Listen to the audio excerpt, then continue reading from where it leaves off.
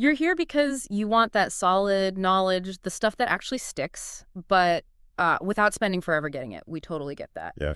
And that's what the deep dive is all about. So today, we're really digging into just chapter 2 of Marcus Aurelius's Meditations. Right. Ancient wisdom, but we're making it, usable for right now. Exactly. And Marcus Aurelius, I mean, Roman emperor, sure, but really a deep thinker, a Stoic. And Meditations itself, it's not some dry philosophy text he wrote for publication. It was his private journal, notes to himself on how to live well. Which makes it so much more practical, I think. And we're laser focused just on chapter 2 today, pulling out the core advice. The mission is basically to make these big ideas super clear, relevant, maybe give you a couple of those aha moments. Without getting totally bogged down in like archaic language or complex arguments, just the good stuff from this one chapter. Ready to jump in? Let's do it. So chapter 2 kicks off with something everyone, and I mean everyone, deals with. Difficult people. Oh, yeah. Tell me about it. Aurelius literally starts by saying, okay, first thing in the morning, expect to meet people who are meddling, ungrateful, arrogant, dishonest, jealous, surly. The whole list. That's like my commute sometimes, or just opening email. So he gets it. He totally gets it. But here's the twist. He doesn't just say grit your teeth. He asks why they act like that. And his answer. It's because they're ignorant. They don't know the difference between what's truly good and what's truly bad. Okay, explain that. What's the Stoic idea of good and bad here? Right. So for Aurelius and the Stoics, the only real good is internal. It's virtue. Things like justice, self-control, courage, wisdom, things that are, noble or beautiful in character. And the only real bad is the opposite. Vice. Being unfair, cowardly, uncontrolled, foolish, things that are base or shameful. External things like someone being rude to you to make you vicious or shameful. Okay. So their rudeness is a reflection of their confusion about what's truly bad, not something that actually harms my core self, my character. Precisely. Their actions can't infect your character unless you let them, unless you react with vice yourself. And then he adds another layer. Which is? Interconnectedness. He says we're born for cooperation. Like feet, hands, eyelids, rows of teeth. We're designed to work together. That's a great image. Hands and feet working together. Yeah. So getting angry, feeling repulsed, turning away from people, even difficult people, is fundamentally unnatural. Yeah. It's like the parts of the body fighting each other. It goes against our very nature as social beings designed for cooperation. So getting indignant is actually counterproductive, working against the grain of how things are supposed to be. According to Aurelius, yes. It harms you more than them, and it violates that natural bond. So the first big takeaway is, see difficult behavior as ignorance. Remember you're connected, and don't let their stuff become your stuff by reacting poorly. How might thinking this way change your next annoying interaction? That's a good question to sit with. Okay, so that's lesson 1. What about the next part? Sections 2 to 4 seem to shift focus inward, right? Towards self-correction. Exactly. It's about urgency. He talks about procrastination, about ignoring warnings, whether they come from our own conscience or, a sense from the universe that we need to get our act together. There's a real sense of time's running out here. Definitely. He hammers home that life is finite. You have a limited amount of time. Don't waste it.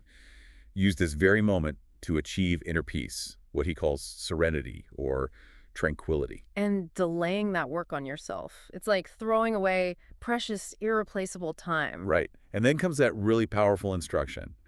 Live each action as if it were your last. Okay, unpack that. It sounds a bit intense. It is, but not necessarily grim. It means act with complete seriousness and intention. Act with genuine affection or love. Act with freedom and justice. And crucially, free yourself from all the other distractions. What kind of distractions? Things like random impulses, irrational dislikes or aversions, hypocrisy, selfishness, being resentful about your lot in life, all that mental clutter. Wow. So acting like it's your last moment means cutting through the noise and focusing purely on acting virtuously right now. Exactly.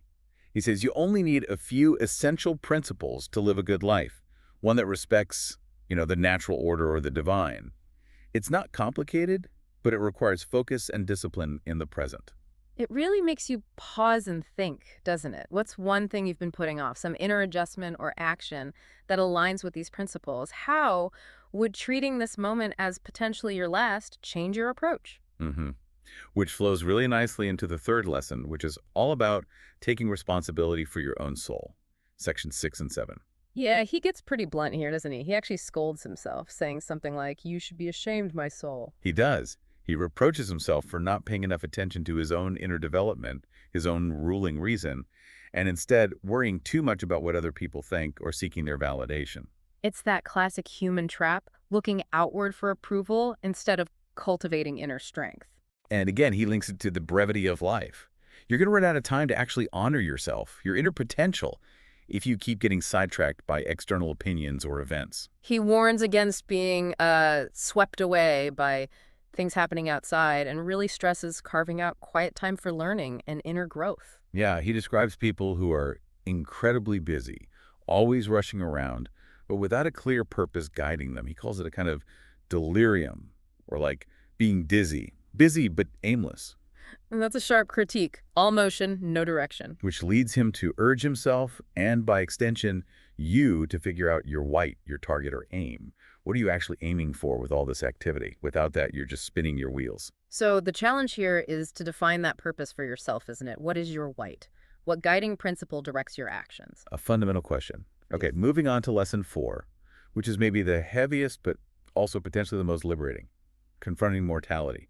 Sections 11 and 12. Right. This is where he suggests thinking about leaving life right now. Yeah, contemplating the possibility of death, now and then acting accordingly. It's not about being morbid, it's a tool for clarity.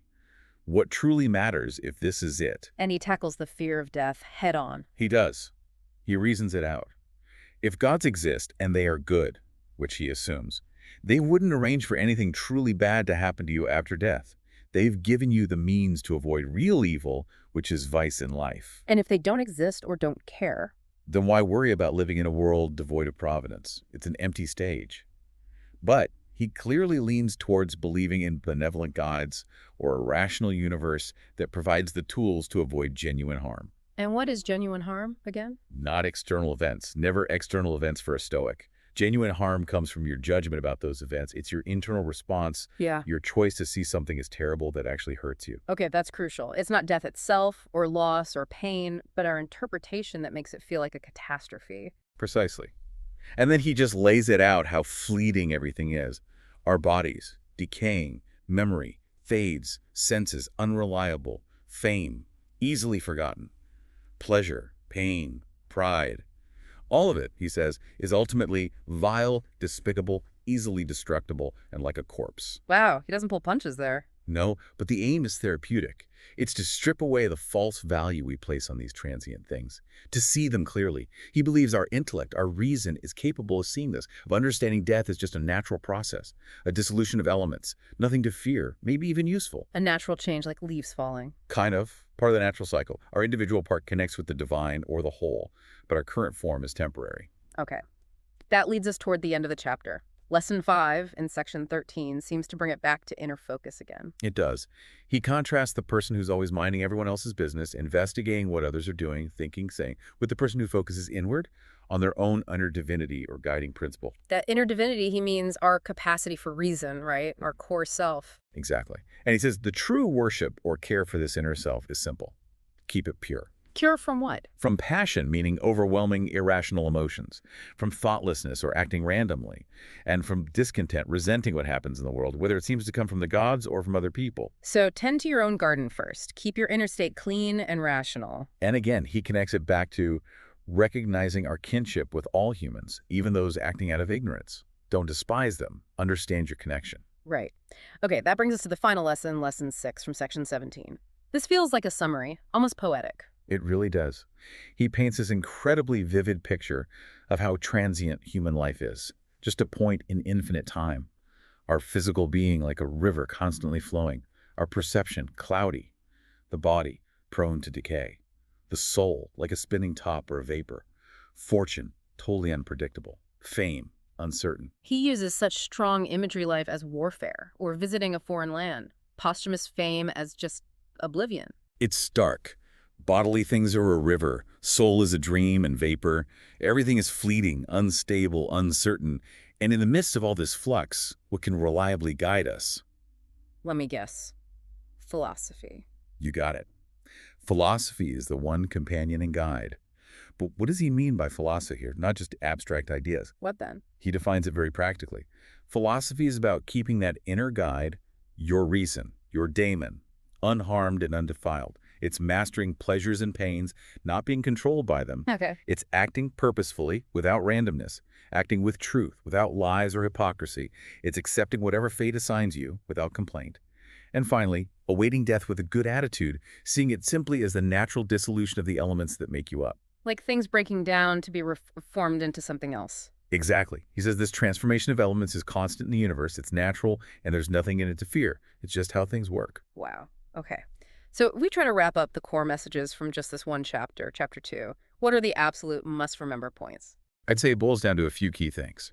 First, manage your reactions to others by understanding their ignorance and your connection to them.